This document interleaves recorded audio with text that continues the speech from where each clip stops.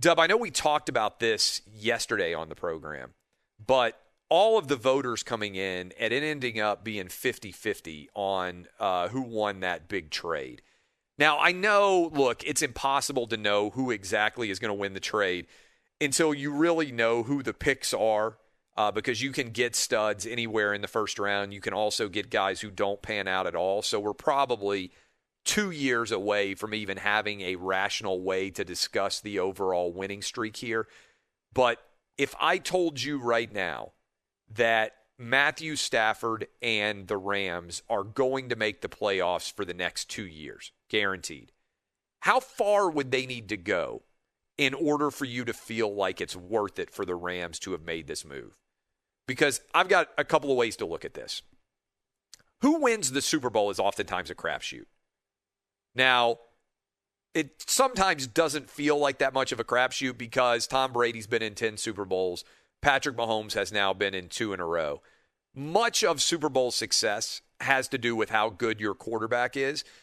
So I can't say for sure that Matthew Stafford's standard has to be Super Bowl or bust.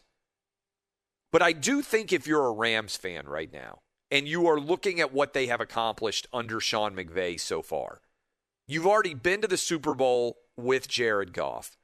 You were in the divisional round last year. I know that expectations can be overwhelming and feel like they put the weight of the world on someone's shoulders. But is it fair to say Super Bowl or bust for Matthew Stafford and this trade for the LA Rams or not? I say it is, because they've already been to the Super Bowl once. They were in the divisional round of the playoffs, meaning they won the division. They've been in the playoffs with Jared Goff a lot. Jared Goff is 42-27 as a starter. He's only 26 years old. He's already won an NFC title. Once you get to the Super Bowl, the expectation becomes you should eventually win a Super Bowl.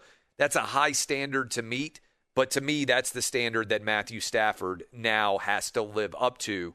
That's what's hanging out there over his head at this point in time.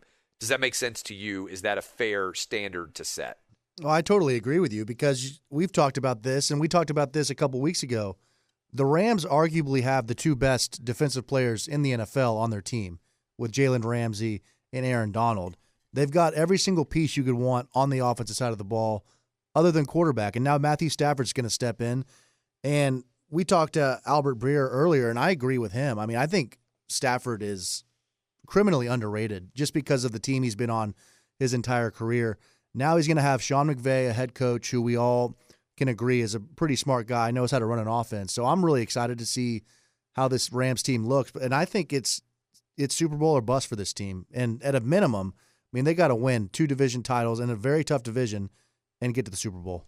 It's interesting, too, because poor Lions fans out there who are listening to us right now, it will be in many ways a referendum on the Detroit Lions franchise. I mean, we know that the Lions are bad, but the Lions haven't just been bad. They have destroyed and eaten up Hall of Fame careers, arguably of their best 2 players other than Stafford in the last 25 years.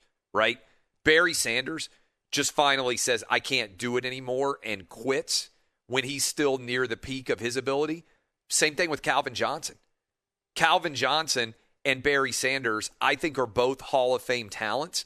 They never were able to take that next step because I think all of the incompetence of the Lions franchise weighed on them in a way that if they had been in a winning franchise, it wouldn't have happened in the same way for them. I think that the frustration of being as competitive and as talented as those 2 guys are is just next level, how much it continues to push down on you and pressure you and everything else. That, to me, is the most intriguing part about Matthew Stafford to the Rams, is the Rams side is going to be very easy to see. But Stafford gets a chance at redemption. He's like in Shawshank Redemption. He's like Red or the other guy who get out of the prison and get to finally live life in the fullest in the NFL. Something that Barry Sanders and Calvin Johnson didn't get to do.